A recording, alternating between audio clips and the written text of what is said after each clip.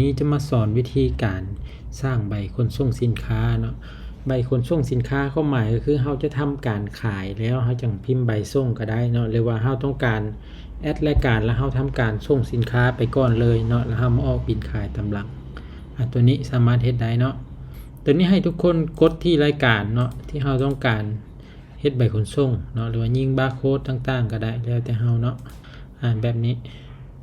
หลังจากนั้นเนาะเราพิมพ์บนนี้เนาะนี่พิมพ์ที่ใบกวดสินค้าตัวนี้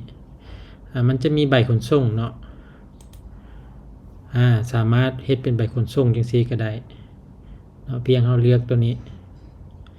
เวลาเรากดที่ใบขนส่งเนาะตัวนี้มันจะเปลี่ยนเป็นใบเบิกได้นำจะเป็นใบเบิกก็ได้ความหมายก็คืออันเดียวนี่เราสามารถเอาไปเฮ็ดใบเบิกก็ได้เนาะใบส่งสินค้าก็ได้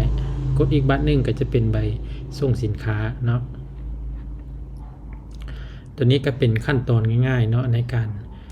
สร้างใบส่งสินค้าพวกนี้ก็สามารถพักบินไว้เนาะพักบินไว้ก็ได้ตัวยอดตัวนี้เนาะ165,000นี่เฮาพักบินเวลาเฮากลับมาเนาะเฮาก็สามารถมาเลือกได้นี่สำหรับท่านใดลองแล้วเนาะยังบ่เข้าใจตัวใดก็สามารถส่งหาผม